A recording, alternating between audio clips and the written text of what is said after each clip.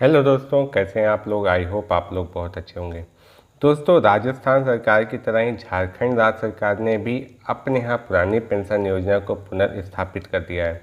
पुनर्स्थापित करने का मतलब एनपीएस को हटाकर जो पूर्व में पेंशन योजना चल रही थी उसे फिर से स्थापित किया गया, इसलिए इसे पुनर्स्थापित या रिस्टोर ही कहना उचित होगा। दोस्तों, 15 जुलाई 2022 को झारखंड राज्य सरकार ने पुरानी पेंशन योजना को पुनः बहाल करने के लिए स्टैंडर्ड ऑपरेटिंग प्रोसीजर स्थापित करने के लिए एक कमेटी का गठन किया था।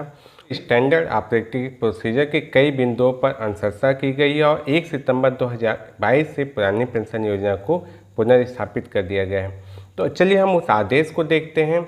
उसमें कई ऐसे बिंदु हैं जहां हमें समझने की ज़रूरत है और आपके भी कई सवाल हो सकते हैं, जैसे जो लोग पहले रिटायर हो चुके हैं एनपीएस के अंतर्गत उन्हें पुरानी पेंशन योजना का लाभ कैसे मिलेगा। ऐसे कई सारे सवाल हो सकते हैं। कुछ सवालों के जवाब भी हम इस वीडियो में जानेंगे। चलिए शुरू करते हैं। नमस्कार दोस्तों, मैं कुंवर जैन सिंह आपके अपने चैनल फाइनेंस की पाठशाला में आप सभी का स्वागत करता हूँ। दोस्तों, यहाँ पर मैं पुरानी पेंशन योजना, नई पेंशन योजना और ऐसे ही डिफरेंट टॉपिक जो फाइनेंस से संबंधित है बात करता रहता हूँ। चैनल पर नए आए हैं, पहली बार आए हैं, अभी तक आपने चैनल को सब्सक्राइब नहीं किया, चैनल को सब्सक्राइब करके बेल आइकन बटन को प्रेस जरूर कर दीजिएगा। चलिए शुरू करते हैं आज की पाठशाला। तो दोस्तों, हम लोग झारखंड राज्य सरकार के वित्त विभाग द्वारा जारी स्टैंडर्ड ऑपरेटिंग प्रोसीजर की जिन बिंदुओं पर अनुशंसा की गई है उसे पूरे पत्र के माध्यम से समझेंगे। इसके लिए चलता हूँ मैं अपने लैपटॉप की स्क्रीन पर। तो दोस्तों, झारखंड राज्य सरकार के वित्त विभाग ने पुरानी पेंशन योजना बहाल करने के संबंध में स्टैंडर्ड ऑपरेटिंग प्रोसीजर एसओपी के जिन बिंदुओं पर यहाँ अनुशंसा की है, पहले हम बहुत ज़्यादा हम इसके बैठक या उसके कौन कौन सी कमेटी बनी इन सब पे बात नहीं करेंगे। हम सीधा चलते हैं उन बिंदुओं पर जिसकी अनुशंसा यहाँ की गई। हमें इससे पता चलेगा 1 सितंबर 2022 से ओपीएस जब लागू हो रही है तो क्या व्यवस्थाएं उसमें होंगी। तो पहले चलते हैं पॉइंट नंबर 1 पे बात करते हैं। वैसे कर्मी जो पुरानी पेंशन योजना से आच्छादित होना चाहते हैं उनसे इस आशय का शपथ पत्र प्राप्त किया जाना है कि उन्हें स्टैंडर्ड ऑपरेटिंग प्रोसीजर की शर्तें मान्य हैं और उनके द्वारा किसी भी प्रकार की अतिरिक्त वित्तीय दावा राज्य सरकार से नहीं किया जाएगा।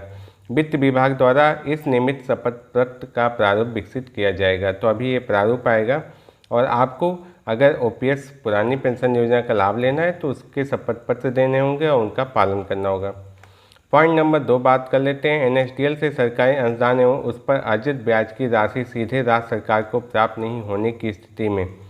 दोस्तों, ये बात क्यों आई? क्योंकि राजस्थान सरकार ने जब ओपीएस अपने यहाँ लागू किया वहाँ पर उन्होंने पीएफआरडीए से डिमांड किया कि वह अपना अनुदान और कर्मचारियों का अनुदान उस पर जो भी ब्याज अर्जित हुआ है वो वापस करे। तो पीएफआरडीए ने मना कर दिया कि उनके यहाँ अभी तक ऐसा कोई प्रावधान नहीं है कि राज्य सरकार को पूरा पैसा वापस किया जाए। तो इसलिए इस बात को यहाँ पर भी जिक्र किया गया है। एनएसडीएल का नाम क्यों लेके? क्योंकि जितने भी गवर्नमेंट एम्प्लॉय होते हैं उनके लिए जो सेंट्रल रिकॉर्ड कीपिंग एजेंसी होती है वो एनएसडीएल, जिसका आप नाम बदल के प्रोटीन कर दिया गया है, तो एनएसडीएल ही होती है। तो यहाँ पर जब ऐसी स्थिति आएगी कि पैसा न प्राप्त हो एनएसडीएल से, तो कर्मियों के वार्धक्य सेवानिवृत्ति के उपरांत सरकारी अनुदान उस पर अर्जित ब्याज की राशि संबंधित कर्मी द्वारा सरकारी कोष में जमा करने के उपरांत ही पुरानी पेंशन योजना के तहत पेंशन देय होगा।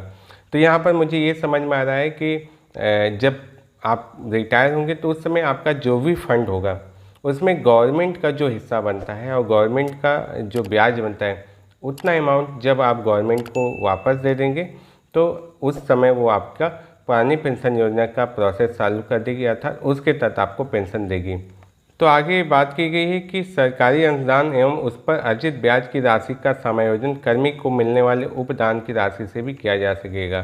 तो उपदान का मतलब ग्रेजुइटी, आई थिंक यही सही होना चाहिए। तो ग्रेजुइटी पे जो भी राशि आपकी होगी, अगर आप एनएसडीएल में जो पैसा उससे नहीं कर पा रहे हैं तो ग्रेजुइटी से प्राप्त राशि से भी आप सरकार के अंशदान और उस पर ब्याज जो भी है वो आप उन्हें दे सकते हैं, जिससे आपको पुरानी पेंशन योजना शुरू की जा सके। पॉइंट नंबर 3 में कहा गया कि एनएसडीएल द्वारा सरकारी सेवकों के अनुदान की राशि किसी भी स्थिति में प्राप्त न होने पर राज्य सरकार से दावा नहीं किया जा सकेगा।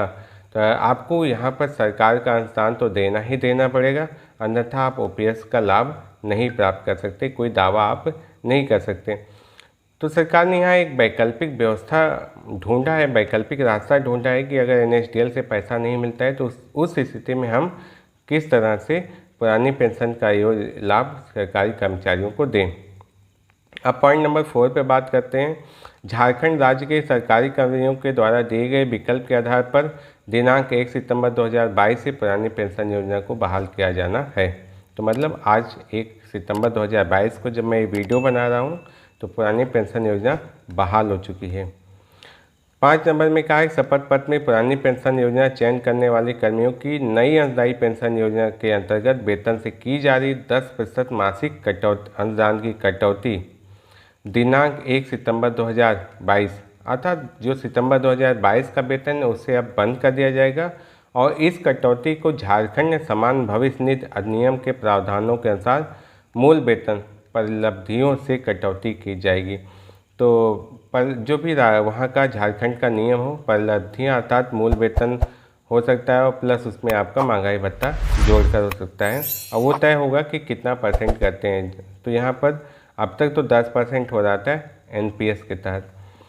सरकारी अनुदान एवं उस पर अर्जित ब्याज की राशि, ये पॉइंट नंबर 6 की बात कर रहा हूँ। एनएसडीएल से प्राप्त होने की स्थिति में, जब एनएसडीएल से दोनों अनुदान अगर प्राप्त हो जाते हैं तो उस स्थिति में क्या होगा कि भविष्य के पेंशनरी दायित्वों को भुगतान हेतु तो लोक लेखे के अंतर्गत अलग निधि में रखा जाएगा एवं प्रतिवर्ष गत वर्ष के पेंशनरी दायित्वों के निमित्त पेंशन निधि में निवेशित किया जाएगा। उस पर निवेश के संबंध में अलग से निर्णय लिया जाएगा। तो दोस्तों ये बहुत अलग होगा जब दोनों स्थिति में, अर्थात जब पैसा मिल जाएगा दोनों का, सरकार का भी और एम्प्लॉई का भी, तो उसके लिए इनको अलग से एक प्रोसीजर पूरा आदेश जारी करना पड़ेगा कि आप उस पर किस तरह से काम करेंगे। तो इस पर इन्होंने उल्लेख भी किया गया कि बाद में इस संबंध में निर्णय लिया जाएगा। तो हमको भी लगता है कि अभी इस पर बहुत ज़्यादा बात करने लायक है भी नहीं। 7वां, एनएसडीएल से सरकारी सेवकों के अनुदान की राशि राज्य सरकार को प्राप्त होने पर मूल राशि एवं उस पर अर्जित ब्याज सरकारी सेवकों को दे दिया जाएगा, जो कि उनका हक है। जीपीएफ के अंतर्गत उन्हें ऐसे ही तो प्राप्त होना है। एवं कर्मी को यह विकल्प दिया जाएगा कि वे मूल राशि को झारखंड समान भविष्य निधि खाते में जमा कर सकते हैं एवं उस पर मूल राशि पर ब्याज की राशि की गणना समान भविष्य निधि खाते में जमा करने की तिथि से ही की जाएगी। तो ये है कि जब आप 60 साल से पहले ही आपका पैसा अगर आपको वापस मिल जा रहा है, जो प्रयास सरकार जरूर करेगी, तो उस स्थिति में आप अपने पूरे अनुदान और उस पर पूरे प्राप्त ब्याज को आप जीपीएफ अकाउंट में ट्रांसफ़र कर सकते हैं और ये जो जीपीएफ होगा उस पर उस समय जो भी ब्याज दर लागू होगी उस तिथि से वो चीज़ें लागू हो जाएंगी। और आप उस समय अभी एम्प्लॉई हैं, आप अभी रिटायर नहीं है, ये उस समय की बात हो रही है। और यहाँ पर सरकार ये भी कह रही है कि जरूरत पड़ती है तो वो समान भविष्य निधि अधिनियम में आवश्यक संशोधन भी करेगी। आगे चलते हैं पॉइंट नंबर 8 में। तो यहाँ पे कहा गया है कि भविष्य निधि लेखा संख्या आवंटन करने और नई पेंशन योजना अंतर्गत कर्मियों सरकार के द्वारा जमा की गई अनुदान की राशि पर अर्जित ब्याज आदि का समायोजन गणना वित्त विभाग, ये सब निधि निदेशालय, ये सब वो लोग करेंगे। फिलहाल ये भी बहुत आगे की चीज़ है, इसके लिए सरकार निश्चित तौर पर अलग से आदेश जारी करेगी और वो प्रक्रिया भी बाद में ही आएगी सामने।